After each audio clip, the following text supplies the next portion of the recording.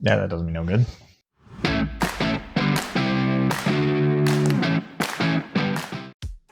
Welcome to Tattoo Tabletop. My name is James, and today we are going to talk about my upcoming list for an RTT this Saturday.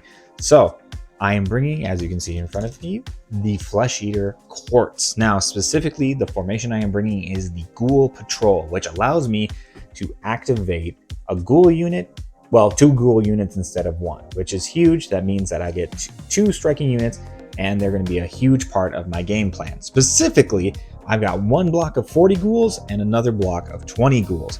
But the stuff that's really going to make this list work is going to be Big Daddy Usharan and the Marrow Scroll Herald. This guy, right?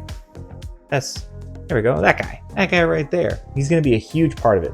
So I did get to play 1 2K game so far. It's my very first 4th edition 2K game. And I did pretty decently. I did 51 to 32 on Border War. So let's break down the list and see what's in it.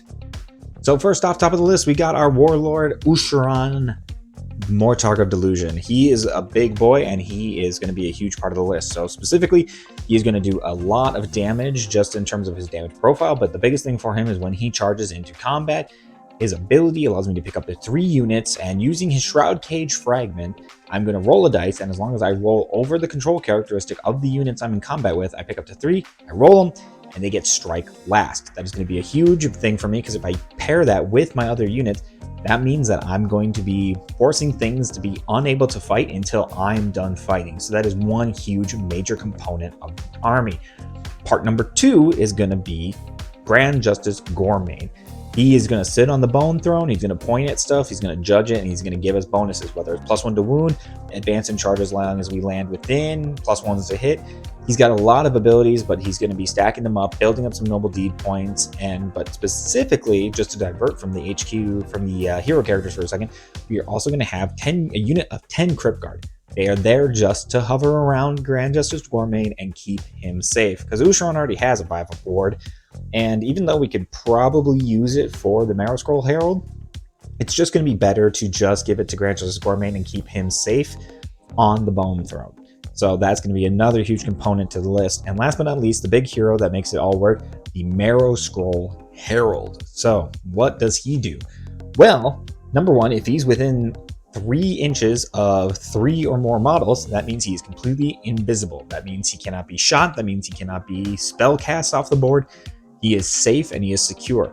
But the bigger part of that is you keep him safe and secure until you want him to go into combat, because once he goes into combat, he rolls a dice, and on a 3-up, you get 2 options. One is you can get strike first to all friendly units within combat with that unit, or you do a 5-up and you're going to do the strike first. Okay, just ignore the second thing. You're going to 100% do the strike first. Now, the way that this is going to work is he's going to be integrated and kind of blended into the block of 40 ghouls. The 40 ghouls, now that we don't have Battle Shock, is going to be a huge component to my success moving forward for this list. And they're just going to be a really difficult thing to get rid of. Their save is garbage. Their ward is okay. It's just a 6-up ward. It's very basic, but it's going to be a pain to get rid of. You have to commit a lot.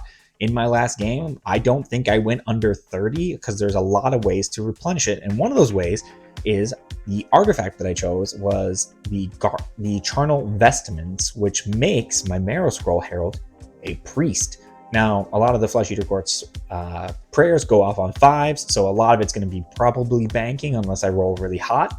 But one of those allows me to pick a target, and pretty much what I do is I bless the feast. And that means that for every model I slay, I bring back a model. So if I pick something like Skaven Clan Rats, these are things I'm going to eat and clear through. So even if they wipe out 20 of mine and I have 20 left, they're going to go ahead, they're going to bless it, they're going to eat it, and then they're just going to be back up to full. So that's the hope and the plan for those 3 games. And then, of course, I have another block of 20 just because, I got the points and it's the Ghoul Patrol. I got to activate 2 at the same time. Of course, we have our Flesh Eater Quartz spells that are going to come with us. I didn't use them that much. I'm hoping to probably use them a little bit more. Again, that was my very first game. I'm still figuring it out. This RTT is very much going to be a learning curve for sure. And then I also have a unit of Reinforced Crypt Cores because they do plenty of damage. They're still pretty solid. They did all right for my game. They didn't do a whole lot. They just kind of went over to a flank. They were at least scary enough to worry about them, but they aren't incredibly beefy. There's a decent chance they could just go down if they get targeted correctly. So there's always a risk of that, but we'll see what we find out. And then last but not least, the last unit we have in this list is a pack of 3 Morbag Knights. It's not much. It could just be more ghouls, but honestly, I'm using them as a harassment unit.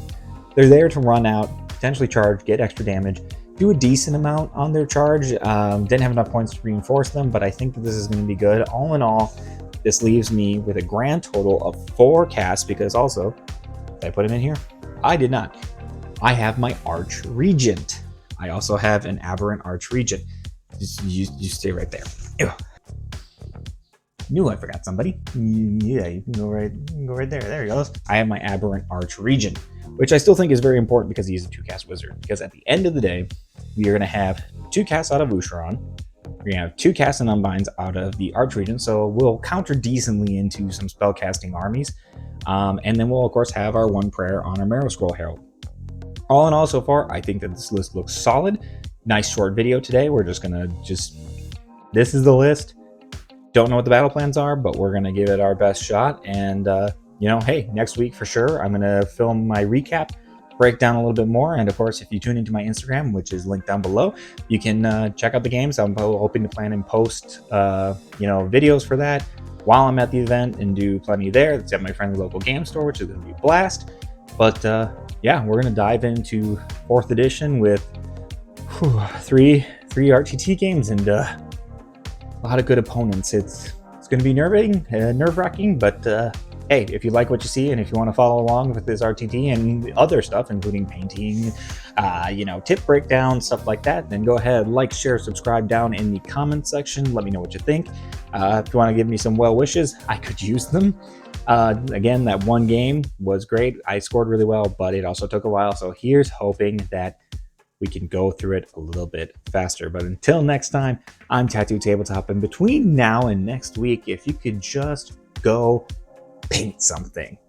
See you next time.